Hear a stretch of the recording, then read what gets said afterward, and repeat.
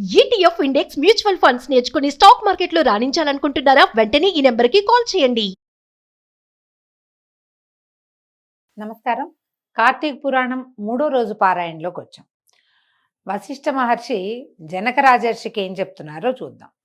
కార్తీక మాసంలో స్నానము, దానము, జపము మొదలైన పుణ్యాల్లో ఏదైనా స్వల్పంగా కొద్దిగా నామమాత్రంగా చేసినా కూడా ఆ స్వల్పమైనదే అనంత ఫలప్రదం అవుతుంది. స్త్రీలు కానీ పురుషులు కానీ అస్థిరమైన శరీరాన్ని నమ్ముకొని శరీర కష్టానికి భయపడి కార్తీక వ్రతాన్ని చేయని ఎడల, అంటే ఒకవేళ ఇది కష్టము, పొద్దున్నే ఎవరు లేస్తారు, స్నానం ఎవరు చేస్తారు, ఈ పనులు ముందు చేసేస్తే, అంటే స్నానం ముందు చేసేస్తే చాలా పనులు అవ్వవు, ఇలాంటి శంకలు ఎక్కువగా ఉంటాయి. ఇల్లు ఉడవాలి, వాకిలు ఉడవాలి, వాకిట్లో ముగ్గేయాలి, కళ్ళాపు జల్లాలి, ఇవన్నీ బోల్డ్ వ్యవహారాలు ఉంటాయి. ఇవన్నీ తెముల్చుకున్నాక మనం చేసేసరికి ఏమవుతుంది, ఎండెక్కిపోతుంది. స్నానమే ముందు చేయాలి, తర్వాత మిగిలిన వ్యవహారాలు చేసుకుని ఒకవేళ ఏదైనా ఇబ్బందిగా ఉంటే మళ్ళీ స్నానం చెయ్యొచ్చు.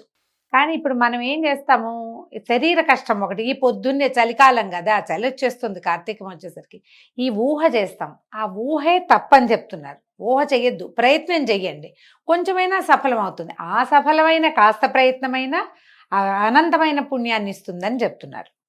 ఒకవేళ ఇలా శరీర కష్టానికి భయపడి కార్తీక వ్రతాన్ని చేయకపోతే 100 మారులు కుక్కగా జన్మించవలసి వస్తుందట.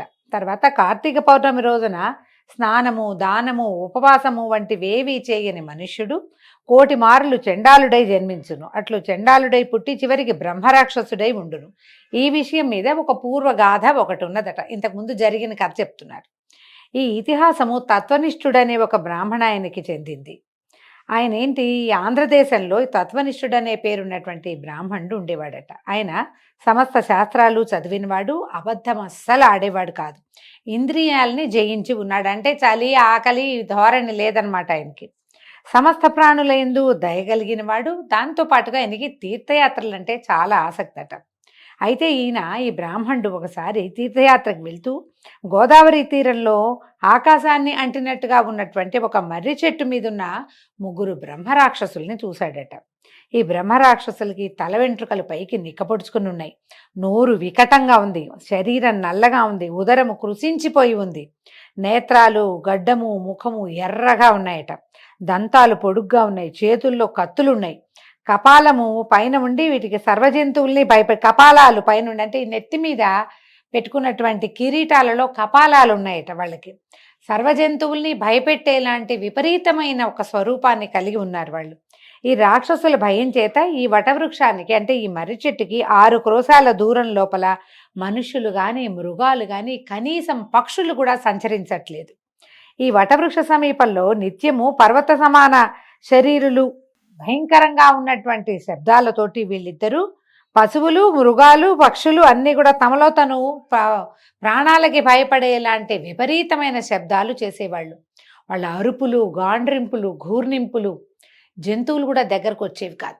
ఆ దారిన పైన ఆకాశంలో ఎగరటానికి కూడా పక్షులు భయపడేలాంటి ఒక వాతావరణాన్ని, ఒక భయానకమైన పరిస్థితిని అక్కడ కలిగించి ఉంచారు. అయితే ఈయన కొంచెం చీకటి మాటను వెళ్ళి, ఇది ఇక్కడ ఏదో చెట్టు ఉందని, ఇక దీని మీద ఎవరైనా ఉన్నారని అలాంటి ఆలోచన ఆయనకేం లేదు. ఆయన దారిన ఆయన వెళ్తున్నాడు. అయితే ఈయన దైవవశం చేత ఆ దారిన వెళ్తూ ఈ మర్రి చెట్టు మీద ఉన్న 3 చూశాడట. ఈ తత్వనిష్ఠుడైనటువంటి బ్రాహ్మణుడు, ఆయన పేరు అదే, ఆయన గుణం కూడా అలాంటిది అనమాట. వాళ్ళని చూసి భయపడి లోపల హృదయం చెలించిపోయి లోపల శోకం కలిగింది. అయ్యో, ఇలాంటి వాళ్ళ దర్శనం అయింది ఏమిటా అని చికాకు పడుతూ శ్రీహరి పాదార విందాలని స్మరిస్తూ, దేవదేవేశ నన్ను రక్షించు, లోకేశ నన్ను కాపాడు, నారాయణ నన్ను పాలించు, అవ్యయ నా మొర ఆలకించు, సర్వభయాల్ని నశింపచేయగలిగినటువంటి దేవాధిదేవ నా భయాన్ని తీసేయి, నువ్వే తప్పిస్తే నాకు ఇంకో దిక్కులేదు, నన్ను కాపాడు అని గజేంద్రులాగా హరిని గురించి మొరపెట్టుకొనుచు రకరకాల స్తోత్రాలు చదువుతూ గబగబా వెళ్తున్నాడు. మరి పరుగు కాదు, పరుగుకి కూడా, పరిగెత్తడానికి కూడా ఆయన శరీరం సహకరించట్లేదు. కానీ గజగజలాడుతూ వణుకుతున్న వాడి పరుగు ఎలా ఉంటుంది అట్లా తప్పటడుగులు తొట్టుపడుతూ ముందుకి వెనక్కి అవుతూ దబదబా నడుస్తున్నాడు. నడుస్తుంటే ఈ దూరం నుంచి చూసినటువంటి రాక్షసులు, బ్రహ్మరాక్షసులు, మానవుడెవడో వస్తున్నాడు, వీడిని భక్షిద్దామని ఆయన వెనకాల పడ్డాడు. పడేసరికల్లా ఈ ముందంతా వాళ్ళకి మనిషిగా తెలిసాడు, కానీ ఆయన బ్రాహ్మణుడని అంటే వేషభూషాలు తెలుస్తూ ఉంటాయి కదా. రెండోది ఆయన ఏవో స్తోత్రాలు చదువుతున్నాడు, అవి ముందు వినపడలా వాళ్ళకి. బాగా 10 అడుగులు ముందుకు వెళ్ళేసరికల్లా ఈ బ్రాహ్మణుడి సమీపానికి వెళ్ళేసరికి అతని దర్శనము, అతను చేస్తున్నటువంటి హరికథాగానము తాలూకు శ్రవణము రెండూ కలిగి ముగ్గురికి జాతి స్మృతి కలిగిందట. తాము ఏ జాతికి చెందిన వాళ్ళము, అంతకు ముందు ఎలా ఉండేవాళ్ళం, ఏ పరిస్థితుల వల్ల తాము ఈ రకమైన విపరీత స్వరూపాల్లోకి మారేమో అది వెంటనే వాళ్ళకు ఒక సినిమా రీల్ లాగా తెలిసిపోయింది. తెలియంగానే ఏం చేశారట, వెనక నుంచి పరిగెత్తుకొస్తున్న వాళ్ళు, వెనక నుంచి అంటే ఆయన ముందు నుంచి వస్తున్నారు కదా, వెళ్ళి ఏం చేశారంటే ఆయన కాళ్ళ మీద పడిపోయారు. ఆయనకి ఎటు వెళ్ళాలో తెలియటం లేదు, చెట్టు మీదుగానే ఆయన వస్తున్నాడు, వాళ్ళు ఎదురొచ్చారు. కాళ్ళ మీద పడి అనేక విధాలుగా దండాలు పెట్టి అంజలి దోశలు ఇట్లా ఒగిలి నమస్కారం చేసుకుంటూ ఇలా అడిగారట, బ్రాహ్మణోత్తమ, నీ దర్శనం వల్ల మేము పాపరహితులమయ్యాం. నువ్వు వచ్చుట చేత మాకు ఉపకారమే జరిగింది. మహాత్ములు జీవించుట జంతువులు ఉపకారం కోసమే కదా నాయన. నువ్వు యాత్ర చేయటం, నీలాంటి మహానుభావుడు లోకయాత్రకి వెళ్ళటం మమ్మల్ని ఉద్ధరించటానికే అని చెప్పి పరిపరి విధాలుగా నమస్కారాలు చేసి ఏమిటేమిటో పొగుడుతూ దండాలు పెట్టారు. బ్రాహ్మణుడు ఎప్పుడైతే నువ్వు మహానుభావుడివి, నువ్వు లోకయాత్ర చేయటం మాకు ఉపయోగం అయింది అని ఒక మృదువైన సంభాషణ, అంటే చాతుర్యభరితమైన సంభాషణను వినేసరికి ఆయనకి భయం పోయింది. రాక్షసులు అంటే ఏదో మూర్ఖంగా గందరగోళంగా ఉండాలి, ఇప్పుడు వీళ్ళు మూర్ఖంగా లేరు. ఆకార వికారాలు అలాగే ఉన్నప్పటికీ మాటలు మాత్రం మర్యాదపూర్వకమైన, కృతజ్ఞతాపూర్వకము, ప్రేమపూర్వకమైన సంభాషణను విని ఆయన కొంచెం భయం తగ్గించుకున్నాడు. కొద్దిగా శాంతచిత్తుడై ఇలా అడిగాడు, బాబు మీరెవరినైనా, ఏ కర్మ చేత ఇలాంటి వికృత దర్శనాలని పొందారు? మీరు లోకనిందితమైన ఏ కర్మని మీరు పూర్వంలో చేశారు? మీకు భయం పోయే కాలం వచ్చింది కనుక భయాన్ని వదిలిపెట్టి సర్వము మీ విషయాలన్నీ నాకు తెలియజేయండి అని అడిగాడు. అప్పుడు రాక్షసులు తాము చేసినటువంటి నింద్య కర్మలను వేరువేరుగా తలుచుకుని పరిపరి విధాలుగా దుఃఖిస్తూ బ్రాహ్మణుడితోటి ఇట్లా చెప్పారు. మొట్టమొదట ఒకటి చెప్తున్నాడట, అయ్యా విను, పూర్వజన్మల్లో ద్రావిడ దేశంలో మందరం అనే ఒక గ్రామానికి చెందిన గ్రామాధికారిని నేను. బ్రాహ్మణులలో పరమనీచుణ్ణి, కఠినంగా మాట్లాడేవాడిని. ఇతరులను వంచే మాటలు మాట్లాడడంలో నా అంత ప్రావీణ్యం నా కాలంలో ఎవ్వరికీ లేదు. మా కుటుంబ లాభం కోసం సాటి బ్రాహ్మణుల ధనాన్ని నేను ఎంతో అపహరించాను. బంధువులకి కానీ బ్రాహ్మణులకి కానీ ఏనాడు ఒక్కనాడు కూడా భోజనం పెట్టి ఎరగను. స్నేహం చేత కూడా, అంటే మంచి మాటలు చెప్పి కూడా మోసం చేసి బ్రాహ్మణుల సొమ్ము అపహరించడం వల్ల నా కుటుంబంలో నాశనం వచ్చేసి మా సంసారం నాశనం అయిపోయింది.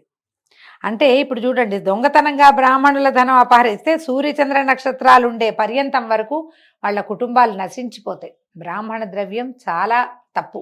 ఇప్పుడు ఈ కాలాన్ని గురించి మాట్లాడాలండి. ఇలాంటప్పుడు పూర్వకాలంలో బ్రాహ్మణులు ఇతర జాతుల చేత పోషింపతగిన వారుగా ఉండేవారు.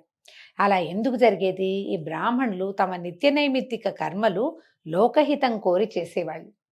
వాళ్ళు చేసే పూజ కానీ, యజ్ఞం కానీ, హోమం కానీ అవన్నీ కూడా లోకోపకారం కోసమే, కేవలము లోకానికి ఉపకారం. అందుకని రాజులు ప్రత్యేకంగా బ్రాహ్మణుల్ని పోషించేవారు. మరి వీళ్ళ వల్లే కదా యజ్ఞం జరుగుతుంది, యజ్ఞం వల్లే వర్షం వస్తుంది, యజ్ఞం వల్లే పంటలు పండుతాయి, యజ్ఞం వల్లే ఋతువులు సక్రమంగా నడుస్తాయని ఆ కాలం నమ్మేది అప్పటి పద్ధతులు అవి. అందువల్ల ఈ బ్రాహ్మణుల్ని పోషించడానికి రాజు ప్రముఖంగా పోషకుడు అయినప్పటికీ మిగిలిన అన్ని జాతుల వాళ్ళు బ్రాహ్మణుల్ని విశేషంగా సేవించేవారు. వారి సొమ్ముని ఒక్క నలకంత చీమ తలకాయంత బంగారాన్ని, బ్రాహ్మణ ద్రవ్యాన్ని అపహరించిన ఇక జన్మజన్మల పాటు వాళ్ళ వంశం నిర్వంశమైపోవటమే అలా చెప్పేవాళ్ళు. వీడు ఈ మునసబుగా ఉన్న ఆయన తను స్వతహాగా బ్రాహ్మణుడైనప్పటికీ సాటివారి ద్రవ్యాన్ని నయాన భయాన వంచి మోసపుచ్చి అపహరించడం వల్లే వాళ్ళ వంశం సంసారం నాశనమైపోయింది. అయితే ఆయన దాని తర్వాత మృతి చెంది అనేక యమబాధలు పొంది ఆ దోషం చేత భూమి యందు బ్రహ్మరాక్షసుడిగా జన్మించాను అని చెప్పి, నాయన ఓ బ్రాహ్మణోత్తమ, ఈ దోషం నశించే ఉపాయాన్ని విచారించి ఆలోచించి ఏదైనా చెప్పమని ప్రార్థించాడు. రెండో అతను ఏం చెప్తున్నాడు, అయ్యా నేను ఆంధ్రదేశంలో ఉండేవాడిని, నిత్యము అమ్మా నాన్నలతోటి పోట్లాడుతూ వాళ్ళని దూషించేవాళ్ళని. నాకు అది చేయలేదు, ఇది చేయలేదు, అంత పెంచలేని వాళ్ళు ఎందుకు అన్నారు, ఇలాంటి మాటలు మాట్లాడతాం. అవన్నీ పచ్చిపాపాలు, చేయకూడదు ఆ మాటలు. అలా మాట్లాడిన వాళ్ళకి ఏం దశ వస్తుందో చెప్తున్నారనమాట. అదే కాకుండా భార్య పిల్లలు మేమేమో షడ్రసోపరితమైన అన్నం తిని మా తల్లిదండ్రులకు మాత్రం చద్దన్నం పెట్టించేవాడిని. బంధువుల్లో కానీ బ్రాహ్మణులకు కానీ ఒక్కనాడైనా అన్నం పెట్టిన వాడిని కాదు. తర్వాత విస్తారంగా ధనార్జన చేశాం, బాగా సంపాదించాను. అయితే క్రమంగా ఏమైంది, ఎప్పటికప్పుడు మా ఇంట్లో ఏదైనా వండుకున్నా కూడా ఆ పూట పెట్టకుండా దాన్ని మర్నాడు పెట్టేవాడిని. అంటే నా బుద్ధి విస్తరించింది. ఏదో ఉన్న చద్దన్నం పెట్టడం కాదు, అన్నాన్ని సర్దిపరిచి అమ్మా నాన్నకి పెట్టాలనే దుర్బుద్ధి పెరిగిపోయింది నాకు.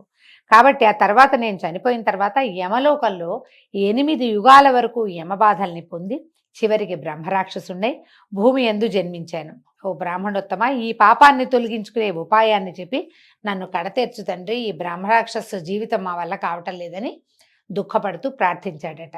తర్వాత అప్పుడు 3వ వాడు చెప్తున్నాడు. ఈయనేం చెప్తున్నాడు, నేను కూడా ఆంధ్రదేశ నివాసినే, బ్రాహ్మణుణ్ణి, విష్ణువాలయంలో స్వామికి అర్చకుడుగా ఉండి, కానీ అర్చకుడుగా ఉండి కూడా నేను స్నానం సంధ్యావందనాదుల్ని విడిచి స్వామి పూజని వదిలి విష్ణువాలయమందు స్వామికి అర్చకుడుగా ఉండి కూడా, అంటే ఏవో కొన్ని పూజలు చేసేవాడు, అన్నీ చేసేవాడు కాదు, కఠినుడుగా దయాశూన్యుడుగా మెలుగుతూ ఈ దేవాలయంలో భక్తులు వెలిగించే దీపాల్లోని నెయ్యిని నూనెని దొంగిలించి వేశ్యాగృహాల్లో దీపాలు పెట్టించి ఆ నేతినేమో నూనెతోటేమో వేశ్యాగృహంలో దీపాలు పెట్టించి నేతినేమో తను వెళ్ళినటువంటి జారాంగనకి ఆ అనుభవానికి మీరు తినడానికో ఒంటికి రాసుకోవడానికో ఇచ్చేసేవాడు అనమాట.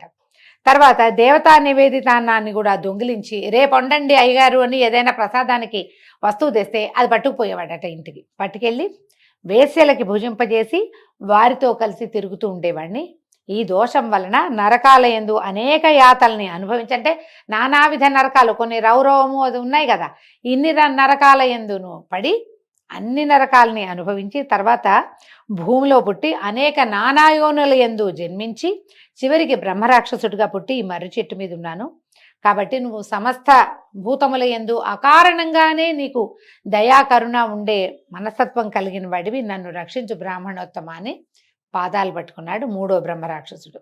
ఈ తత్వనిష్ఠుడు అనే బ్రాహ్మణుడు ఈయన నిదానంగా ఆలోచించి వీళ్ళ మాటలన్నీ విని ఏమన్నాడంటే కొంత ఆశ్చర్యాన్ని కూడా పొందాడు. మానవులు ఎంత పరిపూర్ణ జీవితాన్ని అనుభవించేందుకు అవకాశం ఉంది. సర్వోత్కృష్టమైన జన్మ మానవ జన్మ. అది లభించిన తర్వాత ఆ శరీరంతో మంచి పనులు చేయకుండా రకరకాల చెడ్డ పనులు చేసి చివరికి నానాయోనులు ఎందుకుండి ఎన్నో నరకంలో యాతనా శరీరంతో బాధలు అనుభవించి అయినా కూడా ఆ కర్మలు తీరక చివరికి ఇలాంటి దౌర్భాగ్య జీవితాన్ని పొంది బ్రహ్మరాక్షసులుగా ఉంటే వాడికి స్పృహ ఉంటుంది, కనపడ్డ వాళ్ళని విరుచుకుని తినేస్తాడు. ఆ పాపంతో ఎన్ని కోట్ల జన్మలు మళ్ళీ ఇలా దిక్కుమాల దౌర్భాగ్యపు జీవితాలు గడుపుతారు అని ఆశ్చర్యపోతూ, నాయనా మీకేం భయం లేదు, మీ దుఃఖాన్ని పోగొడతాను, నేను కార్తీక స్నానార్థం వెళ్తున్నాను, మీరు కూడా నాతో పాటు రండని వాళ్ళని వెంబడబెట్టుకుని ఈ గోదావరి నదీ తీరంలో వాళ్ళని వెనకాల తీసుకెళ్ళి బ్రహ్మరాక్షసుల నిమిత్తం సంకల్పం చెప్పి తను కూడా స్వయంగా ముందు స్నానం చేసి తర్వాత వాళ్ళతోటి కూడా స్నానం చేయించి వాళ్ళ బ్రహ్మరాక్షసత్వాన్ని పోగొట్టాడు. ఆ తర్వాత ఇంకా ఏం చేశాడట, ఈ సంకల్పం ఎట్లా చెప్పాడు, తను ఆ పూట చేసినటువంటి కార్తీక స్నానం అనేది కార్తీక మాసంలో అవటం వల్ల తన స్నాన ఫలితాన్ని సమంత్రకంగా ఈ 3 బ్రహ్మరాక్షసులకి ధారపోసాడు. వాళ్ళతో స్నానము చేయించి, స్నానం చేయకుండా దానం ఎట్లా తీసుకుంటారు, అందుకని ముందు మంత్రంతో వాళ్ళకి స్నానం చేయించి వాళ్ళ సొంత ఫలితం వాళ్ళకి ఎలాగూ ఉంటుంది. కార్తీకంలో స్నానం చేసిన ఫలితం బ్రహ్మరాక్షసులకి ఎలాగూ లభిస్తుంది. తన స్నాన ఫలితాన్ని వీళ్ళ 3కి ధారపోసాడు. దాంతో వీళ్ళ 3 దోష విముక్తులై దివ్య రూపాల్ని ధరించి వైకుంఠధామానికి వెడలిపోయారట. ఇప్పుడు చెప్తున్నారు మహర్షి, ఓ జనక మహారాజా విను, మోహము చేత గాని అజ్ఞానము చేత గాని కార్తీక మాసమందు సూర్యోదయ కాలమందు కావేరీ నది ఎందు కానీ గోదావరి నది ఎందు కానీ ఏ నది ఎందైనా సరే, ఎలాంటి నదైనా సరే స్నానం చేసిన పిమ్మట శ్రీ విష్ణు పూజను చేసిన వాడికి 10,000 యజ్ఞములు చేసిన ఫలితం కలుగుతుంది. ఇందులో సందేహం లేదు. ఏదో ఒక ఉపాయం చేత కార్తీకమందు నదీ స్నానము తప్పక చేయవలను. కార్తీక మాసమునందు దామోదర ప్రీతిగా సంకల్పం చెప్పుకుని ప్రాతస్నానము చేయని వాడు 10 జన్మల యందు నానా రకాలుగాను జన్మించి, అంటే నీచ జన్మలు పొంది తర్వాత ఊరపందిగా జన్మిస్తాడు. కావున స్త్రీలు కానీ పురుషులు కానీ కార్తీక మాసమందు ప్రాతస్నానము తప్పక చేయవలను. ఈ విషయమై ఏ మీమాంస లేదు. స్నానానికి అమెండ్మెంట్లు లేవు. స్నానం మాత్రం నియమంగా చేయవలసిందే. దీంతో ఈ రోజున 3వ రోజు పారాయణ పూర్తయిందండి. రేపు ఉదయం 4వ రోజు పారాయణతో మళ్ళీ కలుసుకుందాం. నమస్కారం.